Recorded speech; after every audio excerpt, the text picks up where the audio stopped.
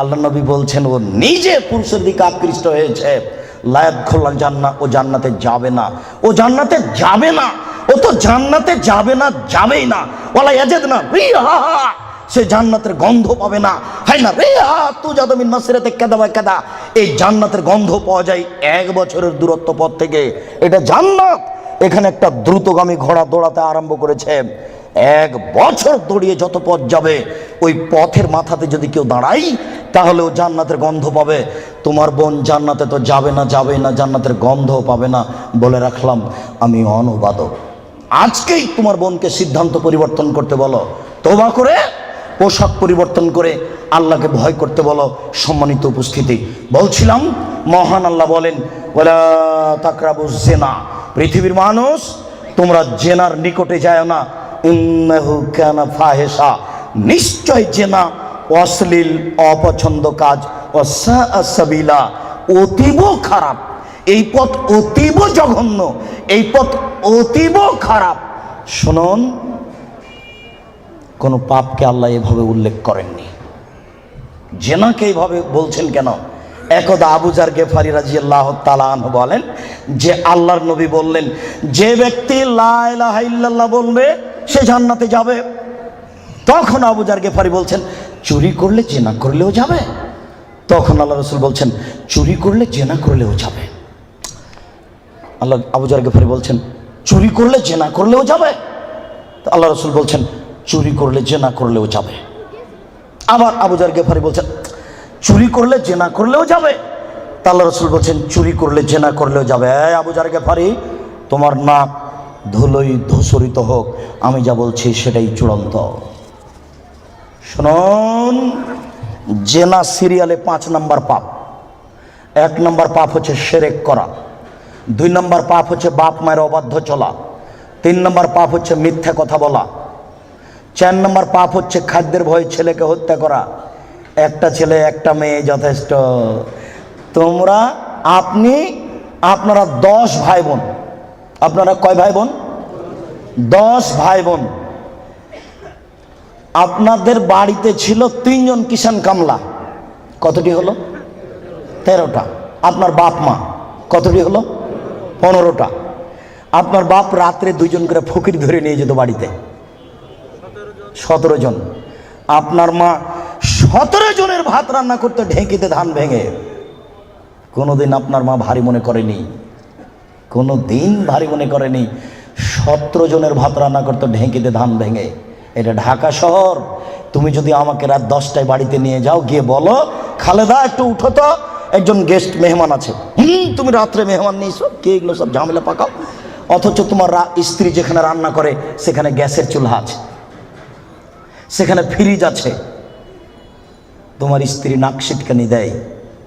তোমার মা যেদিন ভাত রান্না করছিল চাঁপাই নবগঞ্জের ভাষা, চুলার উপর থেকে ছাই সরিয়ে সরিয়ে সরিয়ে ভিতর থেকে আগুন নিয়ে খড়ির মধ্যে দিয়ে ফোঁক দিয়ে দিয়ে আগুন জ্বালিয়েছিল। সেদিন ম্যাচ ছিল না বাড়িতে। তারপরে তোমার মা কোনোদিন ভারী মনে করেনি। আজকে যখন তুমি বলেছ খালেদা একটু উঠো তো, মেহমান আছে, চটে গেছে, তখন তোমার মার বয়স 80 বছর। তোমার মা চট করে বলছে থাক গা বেটা থাক, বৌমাকে উঠাইস না, আমি তরকারি পাতি গরম করে দিচ্ছি, থাক বেটা থাক, উঠাইস না। এই কথা আপনার মা বলে এখনো। আমি মনে হয় কথা বুঝাতে পারছি না। আপনার মা এখনো বলে বউকে মায়ের স্বভাবে নিয়ে যেতে হবে, আর আপনাকে আপনার বাপের স্বভাবে নিয়ে যেতে হবে।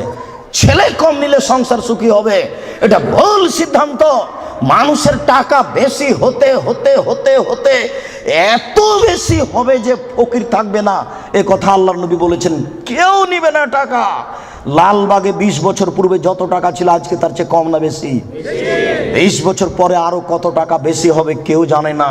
আল্লাহর নবী বলেছেন একটা গাভীর দুধ খাবে একটা গ্রাম, আর একটা ডালিম খাবে একটা বংশ।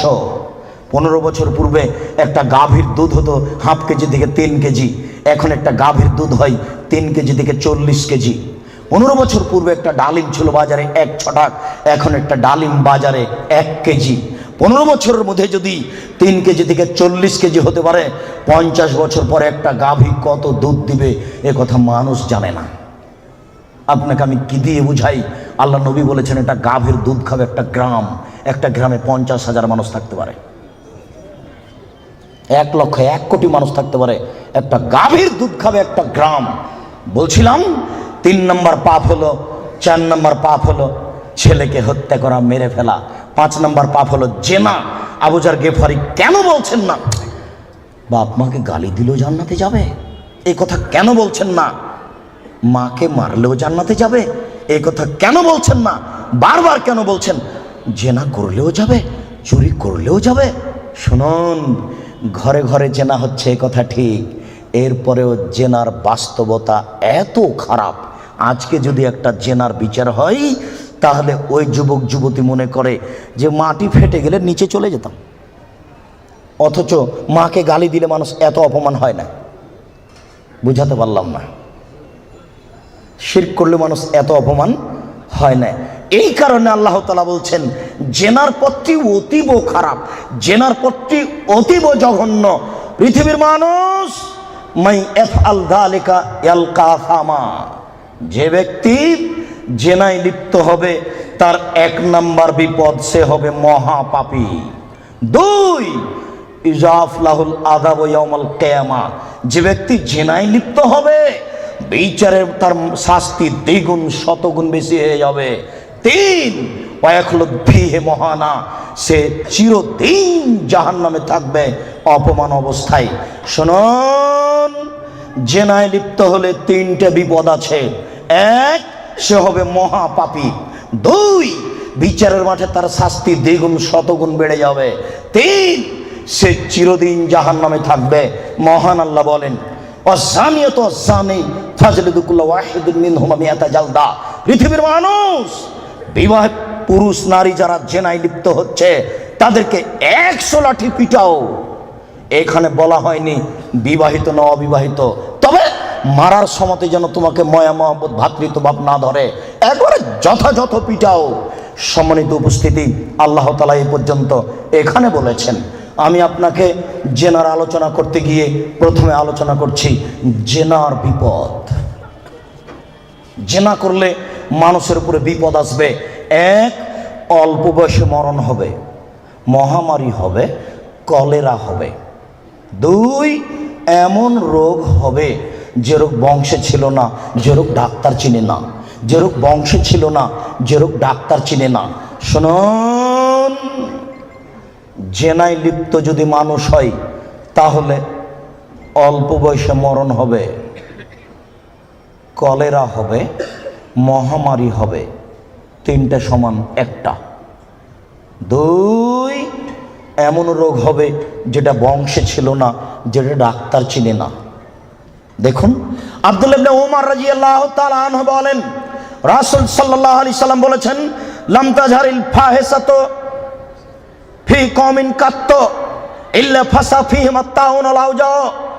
যদি কোনো সম্প্রদায়ে জেনা ছড়িয়ে যায়, যেই সম্প্রদায়ে জেনা ছড়াবে তাদের উপরে 2টি বিপদ হবে। 1, তাউন, কলেরা, মহামারী। মহামারী যা, কলেরা তা, অল্প বয়সে মরণ তা। কথা কি বুঝতে পেরেছেন? 2, অল আওজাও মামাজাত ফি আসলাফিহিম, এমন রোগ হবে যেটা বংশে ছিল না, ডাক্তার চিনে না। এই কথাটা আল্লাহর নবী বলেননি, ওটা আমি বলেছি। মনে রাখবেন, জেনায় লিপ্ত হলে এমন রোগ হবে যেটা বংশে ছিল না। আমি বললাম এমন রোগ হবে যেটা ডাক্তার চিনে না, এটা জেনার ভয়। আব্দুল্লাহ ইবনে মাসউদ রাদিয়াল্লাহু তাআলা আনহু বলেন রাসূল সাল্লাল্লাহু আলাইহি সাল্লাম বলেছেন লাম তাজহারিল ফাহিসাতু ফি কওমিন কাত্ত ইল্লা ফাসা ফিহিমাল ফাকর ওয়াল মাসকানা।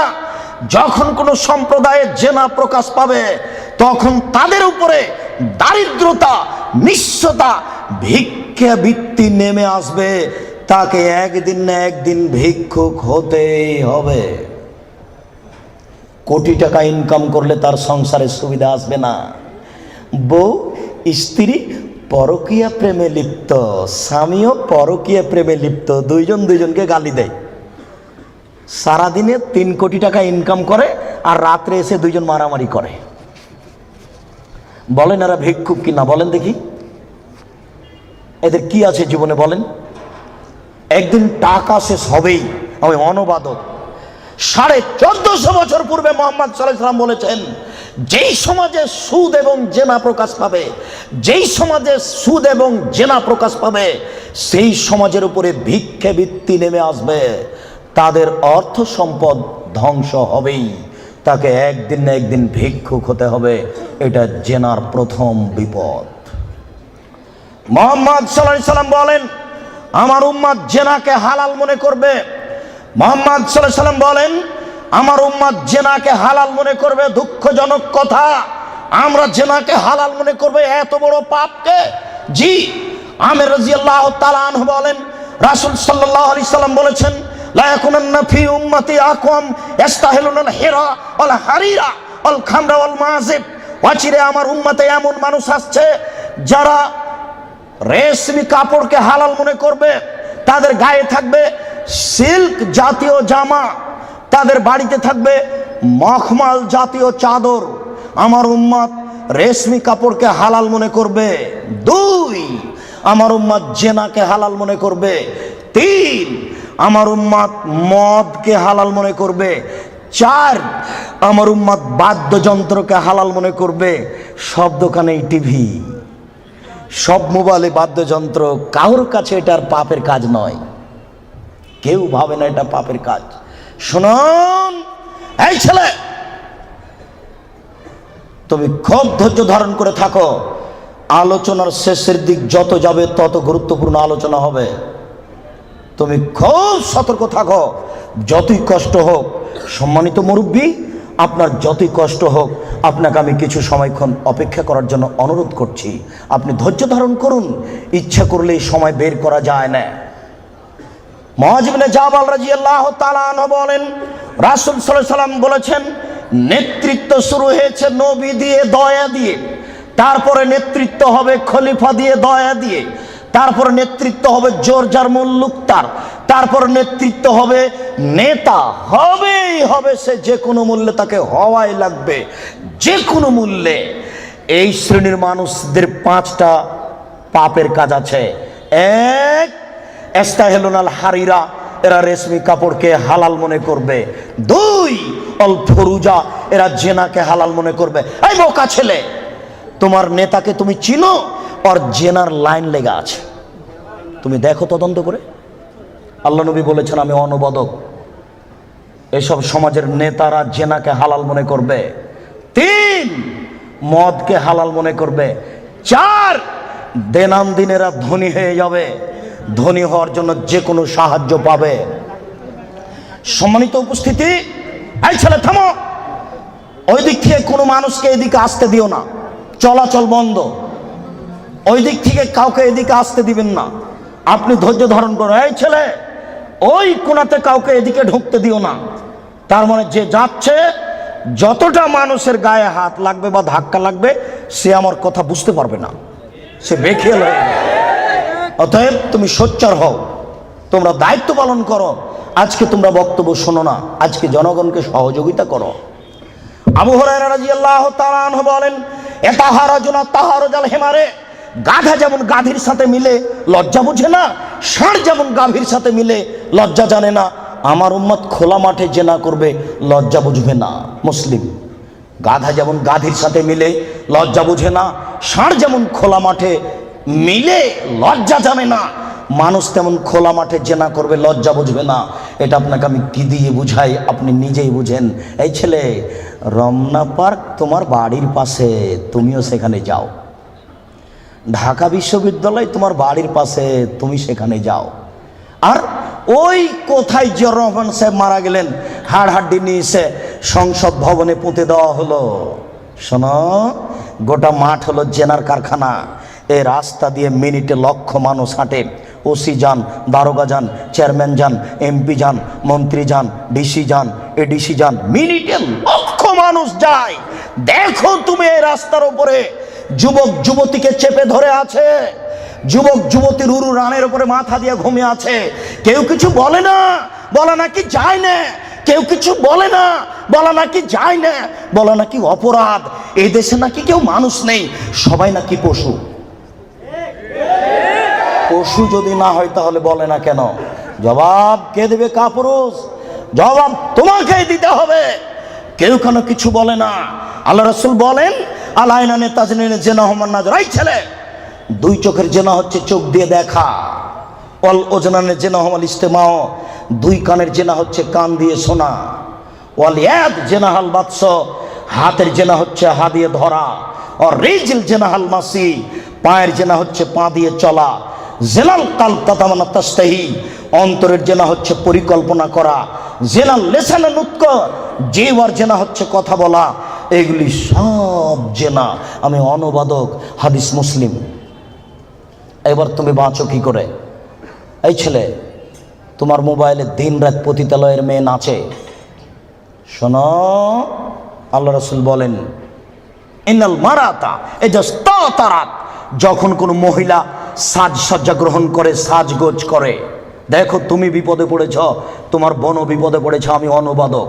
তিনি বলেন, যখন কোনো মহিলা সাজসজ্জা করে, সাজগোজ করে, ঠোঁটে লিপস্টিক দেয়, পাউডার মাখে, মারাতবে মাজলিসিন, তারপরে পুরুষের পাশ দিয়ে হেঁটে যায়, কেদা জানিয়ে ও ব্যভিচারণী, ও ব্যভিচারণী, ও ব্যভিচারণী। আমি অনুবাদক। 1450 বছর পূর্বে মুহাম্মদ সাল্লাল্লাহু আলাইহি ওয়াসাল্লাম কথা বলেছেন। আমি অনুবাদক, আমার কিছু করার নেই। আর তোমাকে বলেছি, তোমার মনে আছে দুনিয়াতে দুইটা পাপ আছে, মানুষ না করেই পাপী। মনে আছে কি না তোমার? দুনিয়াতে দুইটা পাপ আছে, মানুষ না করেই পাপী। তার একটা পাপ হলো, কেউ যদি কাউকে বলে আসো জুয়া খেলি, খেলেইনি, খালি বলেছে আসো খেলি, তাহলে 10 জন ফকিরকে খাওয়াতে হবে। খেলেইনি, খালি বলেছে আসো জুয়া খেলি, তাতে কয়জন ফকিরকে খাওয়াতে হবে? 10 জন ফকিরকে সোয়াজি করে চাউল দিতে হবে, 100 কেজি করে। আরেকটা দুনিয়াতে পাপ আছে, না করেই পাপী। আল্লাহ রাসূল বলছেন, কোনো মহিলা যদি সাজগোজ করে, সাজসজ্জা গ্রহণ করে, ঠোঁটে লিপস্টিক দেয়, পাউডার মাখে, ফামারাতবে মাজলিসিন, তারপরে পুরুষের পাশ দিয়ে হেঁটে যায়, তারপরে পুরুষের পাশ দিয়ে হেঁটে যায়, কেদা জানিয়ে ও ব্যভিচারণী, ও ব্যভিচারণী, ও ব্যভিচারণী, ও জেনা করেইনি। আমি অনুবাদক, আমার কিছু করার নেই, আমি নতুনভাবে কিছু বলতে পারি না। 1450 বছর পূর্বে মুহাম্মদ সাল্লাল্লাহু আলাইহি ওয়াসাল্লাম এভাবে বলেছেন। আমি আপনাকে আজকে বাংলা, আরবি থেকে বাংলা করে শোনালাম। এভাবেই তিনি বলেছেন। সম্মানিত উপস্থিতি, এই ছেলে, এখানে তোমাকে আর একটা কথা বলে রাখছি, তুমি মনে রেখো। তুমি কথাকে উল্টে ধরিও না। আজকে তুমি ঢাকা সাভারে কথা উল্টে ধরেছ, তোমার ভুল হয়েছে, তুমি ভুল শুনেছ। আমি বলেছি টিভিতে আন্তর্জাতিক খেলা, ক্রিকেট, ফুটবল দেখা তো বহু দূরের কথা। আমি বলেছি আন্তর্জাতিক খেলা টিভিতে দেখা তো বহু দূরের কথা, আন্তর্জাতিক খেলার গল্প যেখানে চলে সেখানে বসে থাকাও হারাম।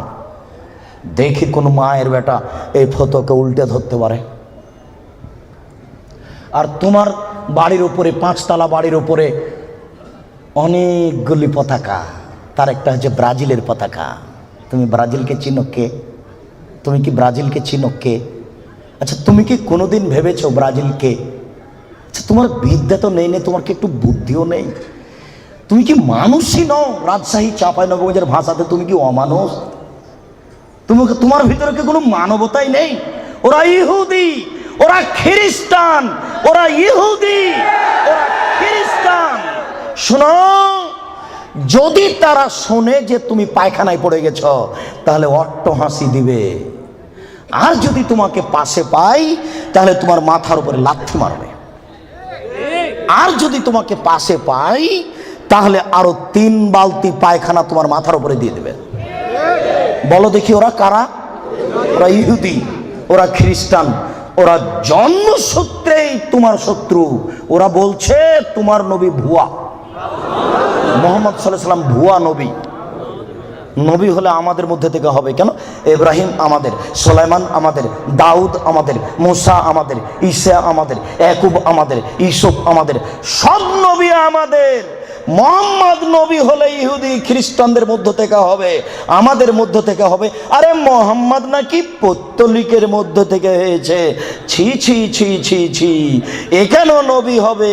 ছি ছি ছি ছি ছি, এ ভুয়া নবী। তুমি তার পতাকা মাথার উপরে তুলো কাপুরুষ।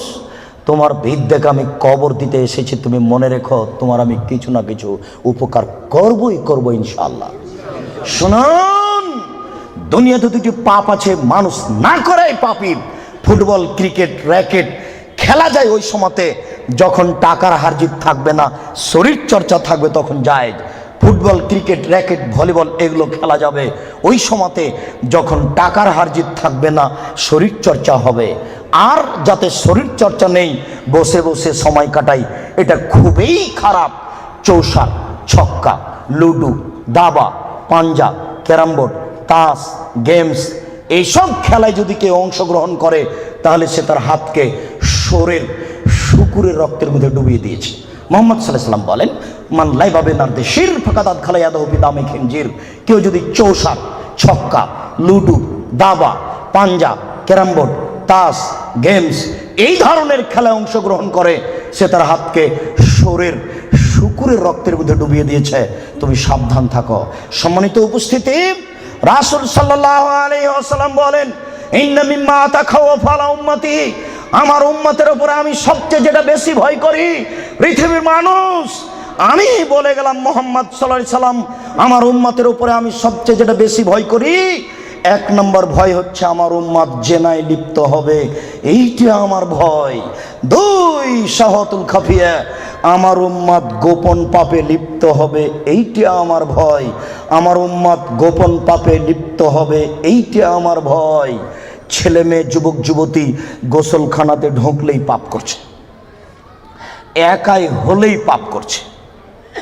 পুরুষ নারীর জন্য যে কত জেনার গোপন পাপের ব্যবস্থা হয়েছে এখন হিসাব করা যায় না। এই ছেলে, তুমি আছো ঢাকা লালবাগে আর তোমার বান্ধবী আছে লন্ডনে, দুইজন মিলে মোবাইলে গল্প করছো গোপনে। গল্প করতে করতে জামা কাপড় খুলতে লাগলে, খুলতে খুলতে খুলতে এখন দুইজনই উলঙ্গ, দুইজন দুইজনকে দেখতে পাচ্ছে, দুইজনের মধ্যে ব্যবধান হলো 5000 কিলোমিটার। অবাক গোপন পাপ, আশ্চর্য, অবাক। এই ছেলে, তুমি যখন থাকো না তখন তোমার মা মোবাইলে গোপন জেনা করে, প্রেমের গল্প করে, তোমার মা তাহাজ্জুদ পড়ে। এই ছেলে শোনো, তুমি আর তোমার মা যখন থাকে না তখন তোমার বোন মোবাইলে জেনার গল্প করে। মোবাইল মানে জেনা। আল্লাহ নবী 1450 বছর পূর্বে বলেছেন, আমার উম্মত গোপন পাপে লিপ্ত হবে। 15 বছর পূর্বে এইভাবে গোপন পাপ মোবাইলে হতো না। 20 বছর পরে আরও গোপন পাপের কত পথ বের হবে তা আপনাকে আমি এখন ভাষায় বুঝাতে পারবো না। মুহাম্মদ সাল্লাল্লাহু আলাইহি ওয়াসাল্লাম বলেছেন, আমার জীবনে বড় ভয়, এক, আমার উম্মত জেনায় লিপ্ত হবে, দুই, আমার উম্মত গোপন পাপে লিপ্ত হবে। আপনাকে আমি কি দিয়ে বুঝাই সম্মানিত দিনী ভাই? মুহাম্মদ সাল্লাল্লাহু আলাইহি সাল্লাম বলেন, রাত যখন অর্ধেক হয় তখন সমস্ত আকাশের দরজা খুলে দেয়। যে ব্যক্তি আল্লাহর কাছে প্রার্থনা করে তার প্রার্থনা কবুল হয়ে যায়। যে ব্যক্তি যা চায় আল্লাহ তাকে তাই দিয়ে দেন। যে ব্যক্তি বিপদে পড়ে বলে আল্লাহ আমাকে বাঁচাও, আল্লাহ তাকে বাঁচিয়ে দেন।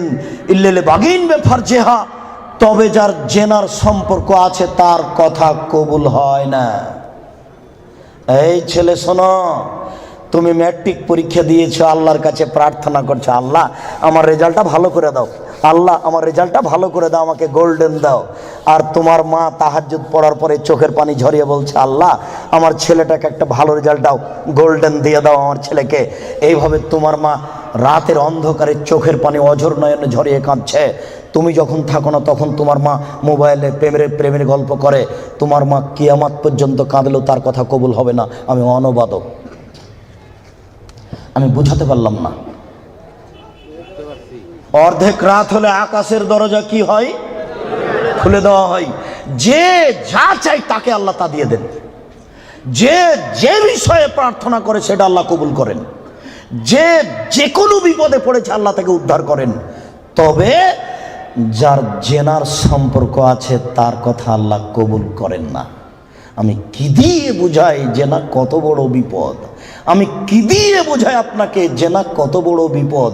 যেটা ঘরে ঘরে হচ্ছে, যেখানে সেখানে হচ্ছে, যেটা মানুষের কাছে আজকে পাপের কাজ নয়। শোনো, মুনাফিকি করো না বক্তব্যের সাথে। এই ছেলে, তোমাকে আমি কঠিনভাবে বলে যাচ্ছি, তুমি বক্তব্যের সাথে মুনাফিকি করো না।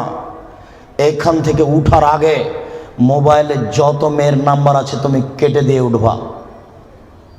জিন্দগিতে কোনোদিন কোনো মেয়ের সাথে গল্প করো না। তোমার সাথে এ অংশে আমার জরুরি কথা আছে, তুমি একটু ধৈর্য ধারণ করো, একটু সামান্য একটু থামো। তোমার সাথে আমার আরও জরুরি কয়েকটি কথা আছে। মুহাম্মদ সাল্লাল্লাহু আলাইহি সাল্লাম বলেন, আমি রাতে ঘুমিয়েছিলাম, জিবরাইল আমার ডান হাত ধরলেন, মেকাইল আমার বাম হাত ধরলেন, ধরে আমাকে নিয়ে চলে যাচ্ছেন। যেতে যেতে দেখি অনেক মানুষ আসাদু সাইনতে খাফান, ফুলে ফেফে বিশাল বিশাল আকৃতি ধারণ করে আছে, 50 হাত 100 হাত উঁচু উঁচু হয়ে আছে। ওয়ান্তানাহু রিহান, দুর্গন্ধের টিকা যায় না, এত গন্ধ। কান্নাহুল মারাহিজ, মনে হচ্ছে যেন তারা গ্রামের টয়লেট, মনে হচ্ছে যেন তারা গণশৌচাগার, মনে হচ্ছে যেন তারা গ্রামের টয়লেট, মনে হচ্ছে যেন তারা গ্রামের শৌচাগার। যেই শৌচাগার টয়লেট পরিষ্কার করা হয় না, গণশৌচাগার, গন্ধের টিকা যায় না, বিশাল বিশাল রূপ ধারণ করে আছে। আমি বললাম, জিবরাইল মানা হলাই, এ কি, এরা কে? জিবরাইল, এরা কারা? ছি ছি ছি ছি, এরা কারা? এতক্ষণে গন্ধ, এতক্ষণে ফুলে আছে। তখন জিবরাইল বললেন, অহমদ জোনাতা জাওয়ানি, এরা হলো ব্যভিচার, ব্যভিচারনি। বলো যুবক, মোটা মোটা হ্যাঁ ফুলে আছে, খুব গন্ধ, এরা কারা? ব্যভিচার, ব্যভিচারনি। তুমি সাবধান থাকো, তুমি একটু অপেক্ষা করো। শুনুন, আল্লাহ নবী বলছেন যে আমার ডান হাত জিবরাইল ধরলেন, বাম হাত মেকাইল ধরলেন, ধরে নিয়ে চলে যাচ্ছেন। যেতে যেতে দেখি একটা গর্ত, চুলার মতো। কোন চুলা? যাতে তন্দুরি রুটি হয়। তন্দুরি রুটি চুলা দেখেছেন? ভিতরে রুটি দিয়ে সিদ্ধ হলে বের করে নেওয়া হয়, এরকম চুলা। তাতাওয়াক্কাতু তাহাতাহুন নার, তার ভিতরে দেখি ধাঁধা ধাঁধা ধাঁধা করে আগুন জ্বলছে। হয় যে ইরতাফাও তিরতাফাও, আগুন যখন জোরে জ্বলে উঠছে তখন ওর ভিতরে যা কিছু আছে সব উপরে চলে যাচ্ছে। হয় যে খামেদাত রাজাউ ফিহা, আর যখন আগুনটা কমে আসছে তখন সব নিচের দিকে চলে যাচ্ছে। ফিহারে জালুন অনিসাউন ওরাতন, তাতে দেখি পুরুষ এবং নারী জমা ধরে আছে উলঙ্গ অবস্থায়, পরনে কাপড় নেই কারো, এভাবে জমা ধরে আছে উলঙ্গ অবস্থায়।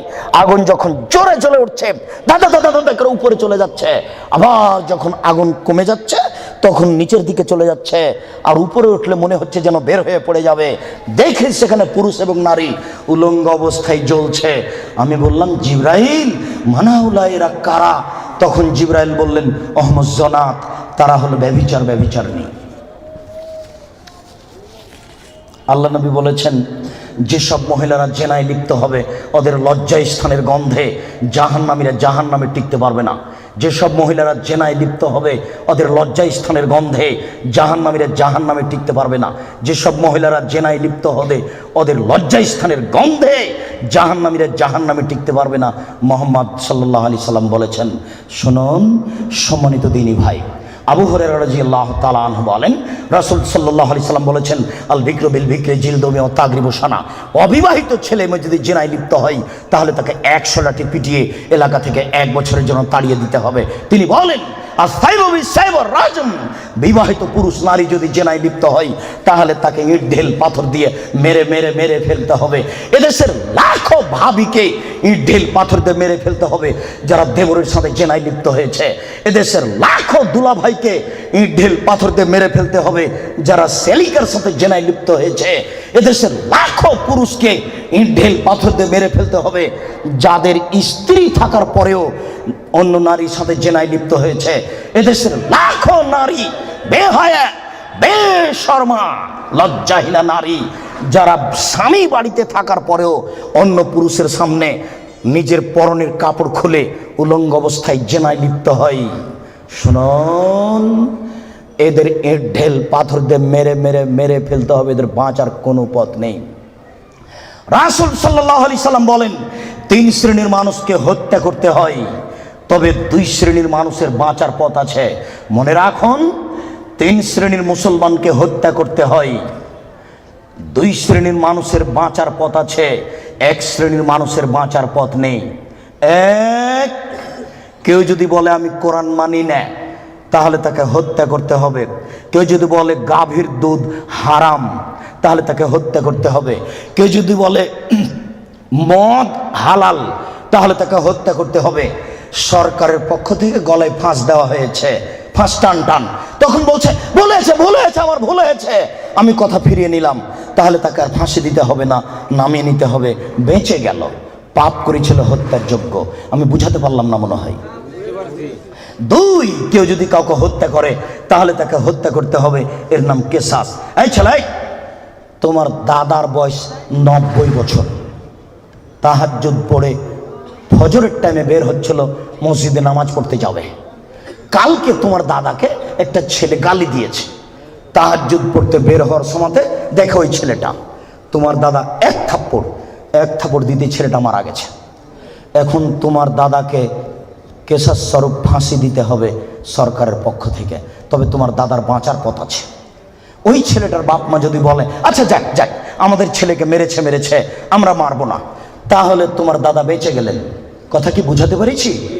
তিন, রাজুলুন জানা বাদায় হেসানিন, কেউ যদি বিবাহ করার পরে জেনায় লিপ্ত হয় তাহলে তাকে হত্যা করতে হবে, তার বাঁচার কোনো পথ নেই। কেউ যদি বিবাহ করার পরে জেনায় লিপ্ত হয় তাহলে তাকে হত্যা করতে হবে, তার বাঁচার পথ নেই। একটু জাতের মিন গামে দিয়ে গামের সম্প্রদায়ের একজন মহিলা আসলো আল্লাহ রসুলের দরবারে, এসে বলছে তাহির নিয়া রাসূলুল্লাহ, হে আল্লাহ রাসূল আপনি আমাকে পবিত্র করুন। তখন আল্লাহ রসুল বললেন ইরজি, বাড়ি তুমি ফিরে যাও, আস্তাগফিরুল্লাহ, আল্লাহর নিকটে ক্ষমা চাও, ও তুবি ইলাইহি, তুমি তওবা করো, তোমার পাপ ক্ষমা হয়ে যাবে। তখন মহিলাটি বলছে হ্যাঁ তুরাদ্দাদুনি কামারা দাদ্দা মাইজ ইবনে মালিক, আপনি মাইজ ইবনে মালিকের বিচার না করে বারবার ফিরিয়ে দিয়েছিলেন, আপনি কি আমাকে সেইভাবে ফিরিয়ে দিতে চাচ্ছেন? জেনা, আমার পেট উঁচু হয়েছে, অবৈধ সন্তানে আমার পেটে অবৈধ সন্তান রয়েছে, দয়া করে আপনি আমাকে ফিরিয়ে দিন না, আমার বিচার করে দেন। তখন আল্লাহ রসুল বললেন আচ্ছা ঠিক আছে, ইরজেই হাতা তালে দি, তুমি বাড়ি চলে যাও, যেদিন তোমার বাচ্চা হবে সেদিন আসিও, বিচার করে দেব। মহিলা বাড়ি চলে গেল।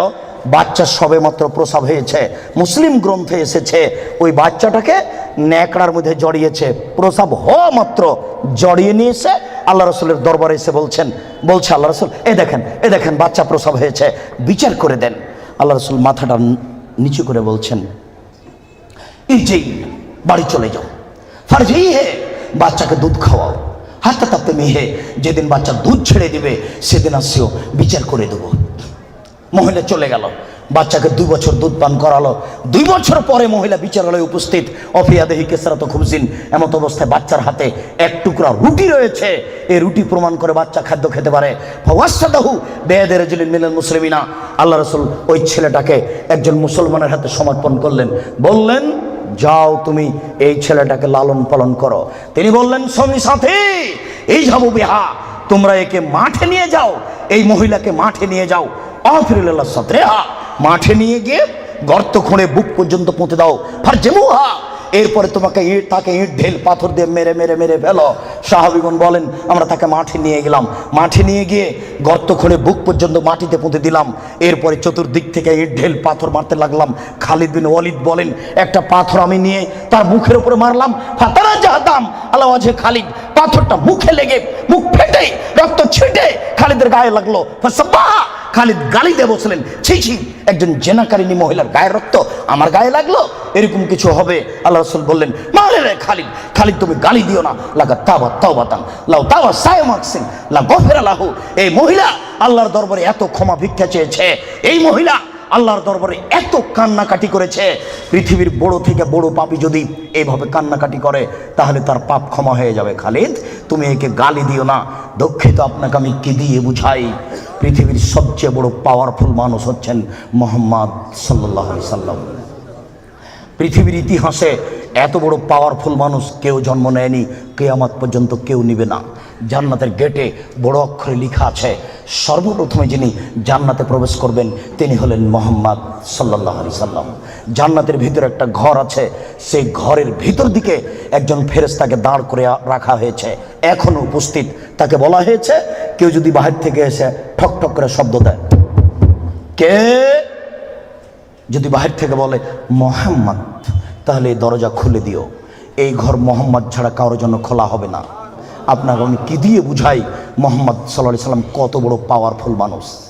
বিচারের মাঠে ইব্রাহিম আলাইহিস সালাম বলবেন কাদ গাজিবা আলাইয়া রাব্বি, আমার প্রতিপালক আমার উপরে রাগ করেছেন, মা গাজিবা মিন কাবলালা বাদ, আমার প্রতিপালক এইরকম রাগ পূর্বেও কোনোদিন করেননি, ভবিষ্যতেও কোনোদিন করবেন না।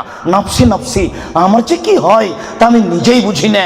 এইভাবে চিল্লাচিল্লি করবেন ইব্রাহিম আলাইহিস সালাম। আপনার হুজুরের কি হবে, পীর সাহেবের, আপনাকে আমি কি দিয়ে বুঝাই?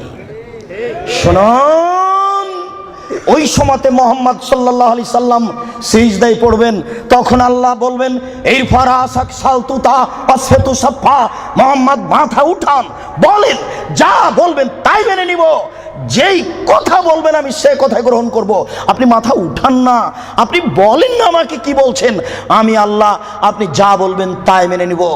এত বড় পাওয়ারফুল মানুষ, একটু বলতে পারলেন না, যাও যাও তোমার বিচার হবে না, তোমার পাপ ক্ষমা হয়ে গেছে, যাও তোমার বিচার হবে না, এই কথা তিনি বলতে পারলেন না। এত বড় পাওয়ারফুল মানুষ, তিনি খালি বললেন, খালিদ তুমি একে গালি দিও না, এ এত তওবা করেছে, এরকম তওবা যদি বড় থেকে বড় পাপী করে তাহলে তার পাপকে ক্ষমা করা হবে খালিদ, তার মানে এর পাপ ক্ষমা হয়ে গেছে। তাই তো তিনি জানাজা করলেন, তাই তো তিনি কাফন দাফন করলেন, কিন্তু তিনি তাকে বলতে পারলেন না, যাও যাও তোমার বিচার হবে না, তোমার পাপ ক্ষমা হয়ে গেছে। পৃথিবীর সবচেয়ে বড় পাওয়ারফুল মানুষ এ কথা বলতে পারলেন না। তার মানে বিবাহ করার পরে জেনায় লিপ্ত হলে তার দুনিয়াতে বেঁচে থাকার কোনো সুযোগ নেই। আমি আপনাকে কি দিয়ে বুঝাই শরীয়ত কি জিনিস? বিবাহ করার পরে জেনায় লিপ্ত হলে তার বেঁচে থাকার কোনো সুযোগ নেই। আব্দুর রাজ্জাক সাহেব, কথা বুঝেছি, একটু দয়া করে কোনো পথঘাট বলেন। জি, পথঘাট আছে, চিন্তা করবেন না, নিরাশার কিছু নেই। শুনুন, নিরাশার কিছু নেই। এই পাপ কার সাথে জড়িত? আল্লাহর সাথে জড়িত।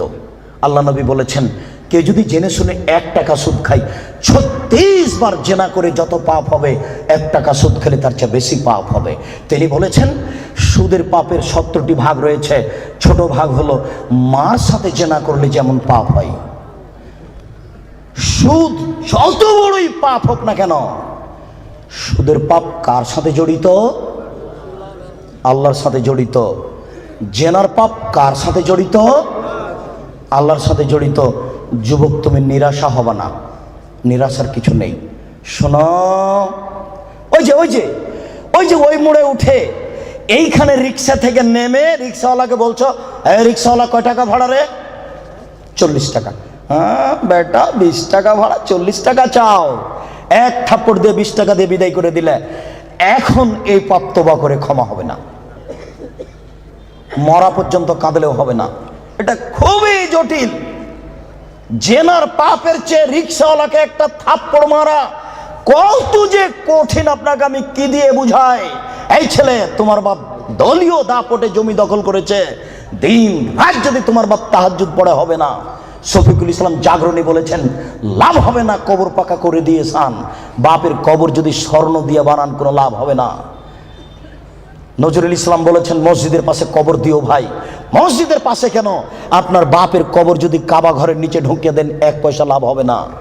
শুনুন, রিক্সাওয়ালাকে থাপ্পড় মেরেছেন, ক্ষমার পৃথিবীতে কোনো সুযোগ নেই। রিক্সাওয়ালাকে খুঁজে বের করতে হবে, খুঁজে বের করে হাত ধরে বলতে হবে, ও রিক্সাওয়ালা, আমি বুঝতে পারিনি গো, তোমাকে 1 থাপ্পড় মারা আমার ভুল হয়েছে, তুমি আমাকে মাফ করো। এই কথা বলার পূর্ব পর্যন্ত পৃথিবীতে কোনো তো কোথাও ক্ষমা নেই।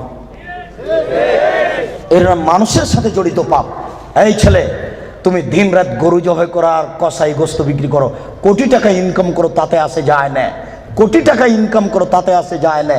প্রত্যেক দাঁড়িতে 50 করে গোস্ত কম দিয়েছ, এখন ক্ষমা নেও দেখি। কিয়ামত পর্যন্ত তওবা করলে এই পাপ ক্ষমা হবে না। জেনা যত বড়ই পাপ হোক না কেন, গোস্ত ঠগিয়ে বিক্রি করার চেয়ে ছোট, গোস্ত ঠগিয়ে বিক্রি করার চেয়ে অনেক বেশি বড় পাপ। এই ছেলে, তুমি তো শহরে প্রতারণা দিয়ে ব্যবসা করছো, এটা দাম কত? 1500। তুমি জানো যে এর দাম 300। আচ্ছা 300 তুমি 500 চাও, চলন্ত বাজার যদি এর 2000 টাকা হয় তবু জায়েজ। তুমি জেনে শুনে বললে 1500 টাকা, তার মানে তুমি প্রতারণা দিয়েছ। একদিনে যদি কোটি টাকা ইনকাম হয় তবু তোমাকে একদিন ভিক্ষুক হতেই হবে। তুমি এইভাবে ব্যবসা কোনোদিন সফলতা অর্জন করতে পারবে না। শুনুন, ডবল দাম নেওয়া যায়, প্রমাণ 10 গুণ দাম নেওয়া যায় যদি চলন্ত বাজার সেটা হয়। প্রমাণ আল্লাহ রসুল বলেন, আনাস এই যে 1 টাকা নাও, ছাগল কিনে নিয়ে আসো। আনাস বাজারে গিয়ে 1 টাকা দিয়ে ছাগল কিনে আরেক জায়গাতে 2 টাকায় বিক্রি করেছেন। 2 টাকা দিয়ে বিক্রি করে আবার 1 টাকা দিয়ে একটা ছাগল কিনেছেন আর 1 টাকা নিয়ে চলে এসেছেন। আল্লাহ রসুল এনেন একটা ছাগল আর 1 টাকা। আনাস, কি ব্যাপার? তোমাকে যে আমি টাকা দিয়েছি একটা ছাগল কেনার জন্য, তো টাকাও দিচ্ছ, ছাগলও যে দিচ্ছ। আল্লাহ রসুল, আমি বাজারে একটা ছাগল কিনে ওকে 2 টাকায় বিক্রি করেছি, তারপরে 1 টাকা দিয়ে আরেকটা ছাগল কিনেছি আর 1 টাকা ফিরে নিয়ে এসেছি। আচ্ছা আচ্ছা, বারাকাল্লাহু ফি তিজারাতিক, আল্লাহ তোমার ব্যবসাতে বরকত দান করুক। কি বুঝলেন? ডবল দামে বিক্রি করেছে। ঢাকার ওই পারে যদি 1 টাকা বড় 600 টাকা গজ হয়, আর এই পারে যদি 1200 টাকা গজ হয়, তবুও জায়েজ। হোমিও ডাক্তার আমাকে বলছে, আব্দুর রাজাক সাহেব, মাত্র এই বোতলে 10 টাকার ওষুধ আছে, আমি এখান থেকে 1 ফোঁটা ওষুধ দিয়ে 3000 টাকা নিই, যদি টাকা কম নিই তাহলে তার ভরসা কমে যাবে। একদিন পরে আবার এসেছে, এসে বলছে ওষুধ দেন। কি করি, আমিও নিরুপায়। তখন এমনি পানি দিয়েছি, কিচ্ছু না, পানি দিয়েছি, দিয়ে 500 টাকা নিয়েছি। যদি 50 টাকা নিই তাহলে সে মনে মনে বলবে আমাকে কোনো ওষুধ দিল না, আমি কি করব? তখন আমি বললাম, ব্যবসা করো, প্রতারণা দিও না। চলন্ত বাজার যদি 1500 টাকা হয় তাহলে নেও, অথবা 500 টাকা নেও, ওই সময় 200 টাকা নিও। তুমি বুঝতে পারছো এটা প্রতারণা, এমন কিছু করো না। জেনার চেয়ে এটা অনেক অনেক অনেক জটিল। সম্মানিত উপস্থিতি, এই ছেলেরা, তোমাকে আশ্বস্ত করছি, নিরাশা হয় না। তবে আমি তোমাকে বলেছি, এখান থেকে উঠার আগে মোবাইলে যেন আর কোনো মেয়ের নাম্বার না থাকে। এবার শোনো, তুমি যদি আজকে মোবাইলের সব নাম্বার কেটে দিতে পারো, আর তুমি যদি বলতে পারো আমি জিন্দেগিতে আর কোনোদিন কোনো মেয়ের সাথে কথা বলবো না, তাহলে তুমি যে কোনো বিপদ থেকে বেঁচে যাবা। আমি আলোচনার শেষের দিকে আসছি। সম্মানিত উপস্থিতি, জি, আপনারা ধৈর্য ধারণ করুন। 2 জন ইসলাম গ্রহণের অপেক্ষায় আছে, আমাদের হাত রেখে ইসলাম গ্রহণ করুন। আমরা তাড়াতাড়ি শেষের দিকে চলে এসেছি। একবারে এক পায়ে দাঁড়িয়ে থাকেন, যে কোনো বিপদ থেকে বেঁচে যাবেন এই পথ বন্ধ করতে পারলে। প্রমাণ, 3 জন লোক রাস্তায় হাঁটছিল, বৃষ্টি আসলো, পাহাড়ের গর্তে ঢুকলো, একটা বড় পাহাড়, বড় পাথর মুখের উপরে আসলো, আর তারা বের হতে পারবে না। একজন বলল, আল্লাহ, আমার বাপ মাকে ভালোবাসি, পাথরটা সরিয়ে দাও। আল্লাহ বললেন, আচ্ছা ঠিক আছে, একটু দিলাম।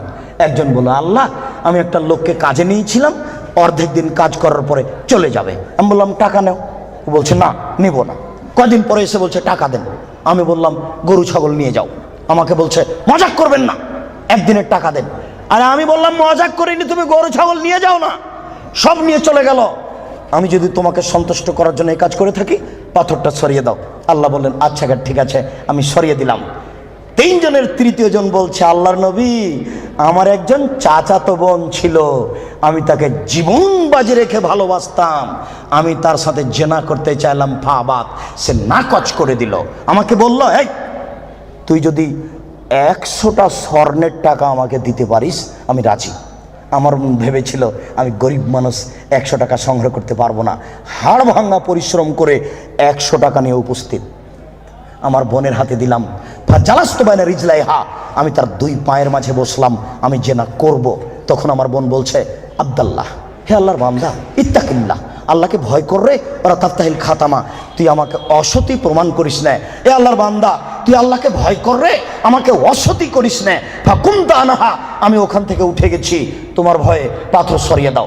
আল্লাহ বলেন, আচ্ছা ঠিক আছে, আমি পাথর সরিয়ে দিলাম। এ দেখো, বিপদ থেকে বেঁচে গেল জেনা বন্ধ করার কারণে। আমি মানে বুঝাতে পারলাম না, বুখারী মুসলিমের হাদিস। 2, এই ছেলে শোনো, শুধু বাঁচা নয়, আজকে থেকে তুমি যদি বলতে পারো, কোনো মেয়ে যদি তোমার সাথে জেনার গল্প করতে চাই, তাহলে তুমি মোবাইলে বলবা, ইন্নী আখাফুল্লাহ, আমি আল্লাহকে ভয় করি, জিন্দেগিতে আমি তোমার সাথে আর কোনোদিন কথা বলবো না, তুমি আমার সাথে কথা বলবো না। এই কথা যদি তুমি বলতে পারো, বিচারের মাঠে তুমি বিশেষ ছায়াতলে 7 শ্রেণীর মানুষ থাকবে, তার মধ্যে তুমি একজন। বুখারী মুসলিম, আমি কি বুঝাতে পেরেছি? তার মধ্যে তুমি একজন। 3, এবার তোমাকে ছেড়ে চলে আসলাম তোমার বোন আর তোমার মায়ের কাছে। রাসূল সাল্লাল্লাহু আলাইহি ওয়াসাল্লাম বলেছেন, কেউ যদি 4টি কাজ করতে পারে, কোনো নারী যদি 4টি কাজ করতে পারে, জান্নাতের যে কোনো দরজাতে ঢুকতে পাবে। 1, 5 ওয়াক্ত নামাজ পড়বে। 2, রমজান মাসের রোজা থাকবে। 3, স্বামীকে মেনে চলবে। 4, জেনায় লিপ্ত হবে না। জান্নাতের যে কোনো দরজাতে ঢুকতে পাবে, কোনো সমস্যা নেই। এবার সবার জন্য আল্লাহ তাআলা বলেন, ওয়ানাহান নাফসা আনিল হাওয়া ফাইনাল জান্নাতাল হিয়াল মাওয়া। পৃথিবীর মানুষ তোমরা শুনে রাখো, আমি আল্লাহ বলছি, তোমরা যদি তোমাদের প্রবৃত্তিকে ঠেকাতে পারো, যদি বলো আর কোনোদিন জেনায় লিপ্ত হব না, তাহলে আমি আল্লাহ তোমাদের জন্য জান্নাতুল মাওয়া রেখেছি। যারা প্রবৃত্তিকে ঠেকাতে পারবে তাদের জন্য আল্লাহ জান্নাতুল মাওয়া রেখেছেন। সম্মানিত উপস্থিতি, জেনা যত বড়ই পাপ হোক না কেন, আজকে আপনি সেখান থেকে ফিরে আসার চেষ্টা করুন, আল্লাহ আপনাকে রক্ষা করবেন ইনশাআল্লাহ। সম্মানিত উপস্থিতি, শেষের দিকে এসে বলছি, আপনারা জানেন আমি 12 থেকে 15 বছর থেকে ঢাকায় আছি। তখন থেকে আমি ভাবছিলাম একটা ঢাকায় বা ঢাকার আশেপাশে কোথায় একটা বিশাল ভূখণ্ড পাওয়া যাবে, যেখানে একটা উন্নত মানের প্রতিষ্ঠান গড়া যাবে। ঘুরতে ঘুরতে দেখলাম এই যে 300 ফুট রাস্তার মাথায় পূর্বাচলের পাশে দেবই বাজারের এখানে এলাকার লোকেরা 14 বিঘা জমি আমার হাতে হস্তান্তর করেছে। 2013 সালের 24শে আগস্ট রোজ মঙ্গলবার আমি বলেছি জনগণের উদ্দেশ্যে, আমার হাতে টাকা নাই এ কথাও সত্য, এখানে প্রতিষ্ঠান গড়বে এ কথাও সত্য, ইনশাল্লাহ গড়বেই গড়বে যে কোনো মূল্যে। আপনি এখন দেখতে গেলে খুশি হয়ে যাবেন। ছেলেদের মেয়েদের উন্নত মানের থাকার ব্যবস্থা রয়েছে, উন্নত মানের খাওয়ার ব্যবস্থা রয়েছে।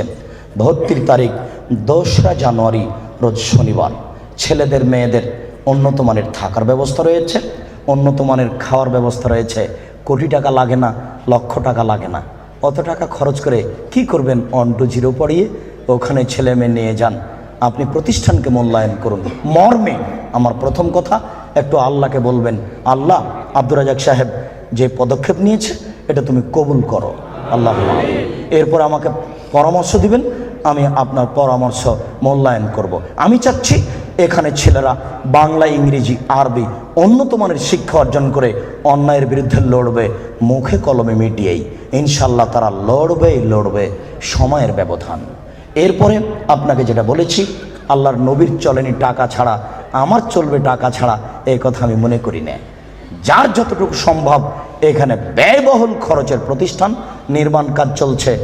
ছেলেদের মেয়েদের পৃথক পৃথক আবাসিক ব্যবস্থা, মসজিদের পরিকল্পনা এবং শিক্ষক আবাস সব মিলেই অনেক বড় কাজ চলছে।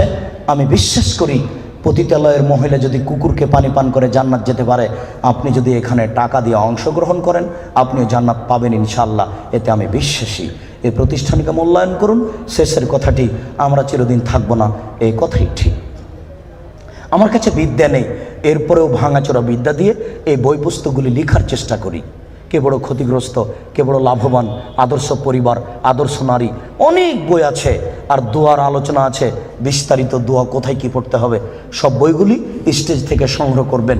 সকল দিনই ভাই বোনকে বইগুলি স্টেজ থেকে সংগ্রহ করার অনুরোধ রেখে আল্লাহকে বলছি, আল্লাহ আমাদের যারা মারা গেছে তুমি তাদের কবরের শাস্তি মাফ করো। আমরা যারা অসুস্থ তুমি তাদের আরোগ্য দান করো। আমরা যারা বেঁচে আছি তুমি তাদেরকে তোমার রাসূলের পদ্ধতি অনুযায়ী চলার তৌফিক দান করো। এই দাবি, এই দাওয়া, এই দোয়া তোমার দরবারে রেখে আজকের সংক্ষিপ্ত আলোচনা এখানে শেষ করলাম। সুবহানাকা আল্লাহুম্মা ওয়া বিহামদিকা আশহাদু আল্লা ইলাহা ইল্লা আনতা আস্তাগফিরুকা ওয়া আতুবু ইলাইক।